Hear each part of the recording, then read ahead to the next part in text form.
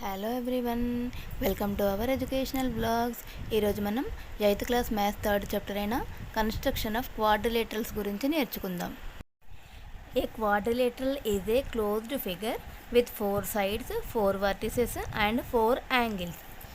అంటే క్వాడ్రిలేటరల్ అంటే 4 sides మరియు 4 vertices, 4 angles ఉన్నటువంటి ఒక క్లోజ్డ్ షేప్ అన్నమాట. ఫర్ ఎగ్జాంపుల్, మన చుట్టూ ప్రతి చోట కూడా ఈ షేప్స్ కనబడతాయి.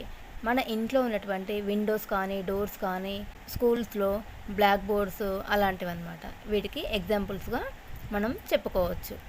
డిఫరెంట్ మెజర్మెంట్స్ ఇచ్చి మనల్ని కన్స్ట్రక్ట్ చేయమన్నప్పుడు మనకు కొన్ని స్పెసిఫిక్ మెజర్మెంట్స్ కావాల్సి ఉంటుంది. అవేంటంటే డయాగ్నల్స్, వర్టిసెస్, సైడ్స్ మరియు యాంగిల్స్.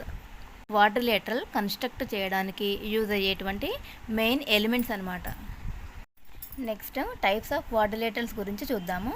మనకు ఈ చాప్టర్లో 6 మెయిన్ టైప్స్ ఆఫ్ క్వాడ్రిలేటరల్స్ చూస్తాము. అవి ఏంటంటే rectangle, square, parallelogram, rhombus, trapezium మరియు కైట్. ఇంకా మనకు డీప్గా వెళ్ళే కొద్దీ ఇవే కాకుండా ఇంకా స్పెషల్ టైప్స్ మరియు సబ్ టైప్స్ కూడా వస్తాయి. For example isosceles trapezium, right trapezium, irregular quadrilateral, అలా చాలా ఉంటాయి. కానీ మనకు ఈ చాప్టర్లో వీటి గురించి నేర్చుకుంటే సరిపోతుంది.